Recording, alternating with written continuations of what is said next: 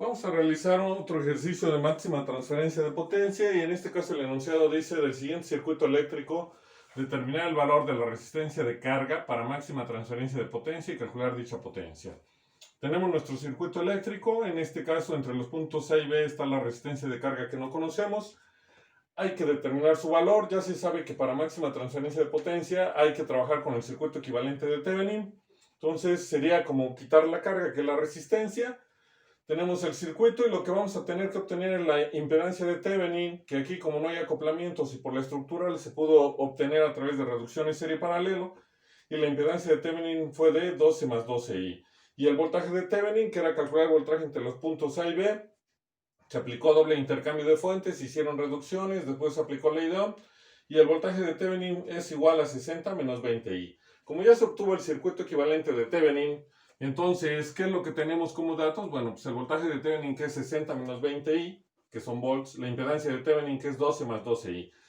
Y siempre que se quiera obtener máxima transferencia de potencia cuando la carga es una resistencia, esta se obtiene a través de la magnitud de la impedancia de Thevenin.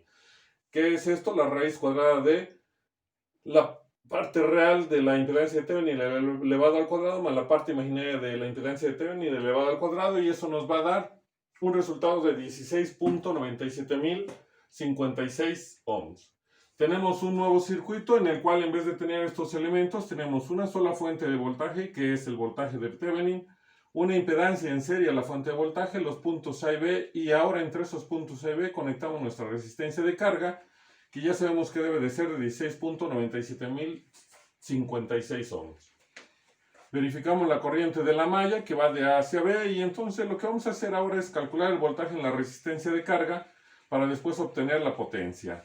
Como estamos hablando de que vamos a calcular la potencia en una resistencia, la potencia que vamos a obtener es potencia media, real, activa o promedio.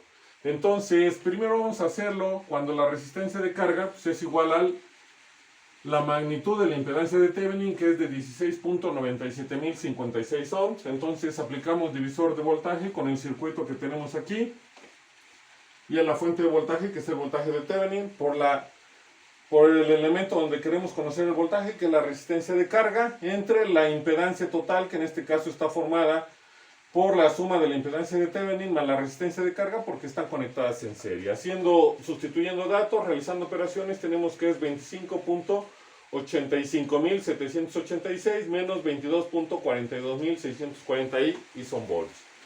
La magnitud del voltaje de la resistencia de carga, porque vamos a usar la magnitud, es igual a 34.22.824 volts. Calculamos la potencia media en la carga y va a ser igual a la magnitud del voltaje de la resistencia de carga elevado al cuadrado entre la resistencia de carga. ¿Qué es esto? 34.22.824 elevado al cuadrado entre 16.97056 y nos da una potencia media de 69.03557 watts. Si este valor efectivamente nos está transmitiendo máxima transferencia de potencia, no puede haber un valor mayor a esta potencia que acabamos de obtener. Aquí vamos a verificarlo a lo mejor de una manera más simple que cuando tenemos impedancias. Es más práctico verlo en una resistencia porque no tenemos que estar analizando qué efecto me produce la parte reactiva. Aquí únicamente tenemos parte real y podemos ver si mi potencia aumenta o disminuye. Hay que recordar que siempre que hablemos de máxima transferencia de potencia, cuando calculamos la resistencia de carga para obtener máxima transferencia de potencia a través de la magnitud de la impedancia de Thevenin, la potencia en la carga es la más alta. No puede haber un valor mayor a este, que es de 69.03557 watts. ¿Qué hacemos ahora para verificar eso? Bueno, vamos a tomar un valor mayor al de la resistencia de carga que se había obtenido a través de la magnitud de la impedancia de Thevenin. Era de 16, en vez de 16 vamos a sumarle 20, nos va a quedar de 36.97056 ohms. Nuevamente calculamos el voltaje en la resistencia de carga a través de un divisor de voltaje, sustituimos datos, realizamos operaciones y nos queda de 39.24101 menos 24.71491 y son volts. Obtenemos la magnitud del voltaje de la resistencia de carga y es de 46.37547 volts. Calculamos la potencia media en la carga ahora con esta resistencia, que es diferente a la obtenida con la magnitud de la impedancia de Thevenin, y tenemos que la potencia media en la carga va a ser igual a la magnitud del voltaje en la resistencia de carga elevado al cuadrado sobre la resistencia de carga. Sustituyendo datos, realizando operaciones, nos queda que es de 58.17.287 watts. Se puede ver que 58 es menor a 69. Sigue siendo máxima potencia cuando la resistencia de carga es igual a la magnitud de la impedancia de Thevenin. Ahora vamos a tomar un valor menor al de la resistencia de carga, y en este caso le vamos a quitar 10 o le vamos a restar 10, y nuestra resistencia de carga va a quedar como 6.97.056 ohms. Nuevamente aplicamos divisor de voltaje, hacemos sustitución de datos, operaciones, y nos queda que el voltaje en la resistencia de carga va a ser de 12.42.590 menos 15.20.893, sí, son volts. Calculamos nuevamente la magnitud del voltaje en la resistencia de la carga y va a ser igual a 19.63.962 volts. Una vez que lo obtuvimos, podemos calcular la potencia media en la carga, que va a ser igual a la magnitud del voltaje de la resistencia de carga elevado al cuadrado entre la resistencia de carga. Sustituyendo datos, haciendo operaciones, nos queda que esa potencia es de 55.33.481 watts. Nuevamente, la potencia media que se obtuvo es menor a la de la impedancia de la resistencia de carga cuando ésta se obtiene a través del conjugado de la impedancia de Thevenin. Nada más para finalizar es recordarles que cada vez que hablemos de máxima transferencia de potencia, lo que tenemos que obtener es la resistencia de carga para que no haya pérdidas de voltaje y de corriente. Es decir, que el voltaje y la corriente que circula en mi circuito sea la máxima posible. Y entonces, de acuerdo a las notas, ya se sabe que siempre que queramos una resistencia de carga para máxima transferencia de potencia, se obtiene a través de la magnitud de la impedancia de Thevenin. Por eso podemos obtener únicamente la impedancia de Thevenin del circuito que estamos trabajando y obtener después la resistencia de carga, pero si sustituimos el valor en el circuito original, vamos a hacer más operaciones o vamos a trabajar más que si obtenemos de una vez el circuito equivalente de Thevenin y conectamos la resistencia de carga. Podemos ver que es tan simple obtener el voltaje en la resistencia de carga como utilizar un divisor de voltaje, o si quisiéramos la corriente, aplicar simplemente ley de Ohm. Lo que no sucedería con el circuito original, ya que mínimo tenemos dos mallas, podremos hacer intercambios de fuentes, reducir, pero realizamos un trabajo mayor nada más para obtener la corriente o el voltaje en la resistencia de carga y poder obtener su potencia. Entonces es por ello que es recomendable obtener el voltaje, el circuito equivalente de Thevenin y después obtener la resistencia de carga para verificar cuál es el valor de la potencia que obtenemos y si es máxima, ya lo estamos verificando. Y la otra opción que se tiene es cuando la carga es una impedancia. Hay que recordar que también por las notas que ustedes ya tienen, la impedancia de carga es igual al conjugado de la impedancia de Thevenin.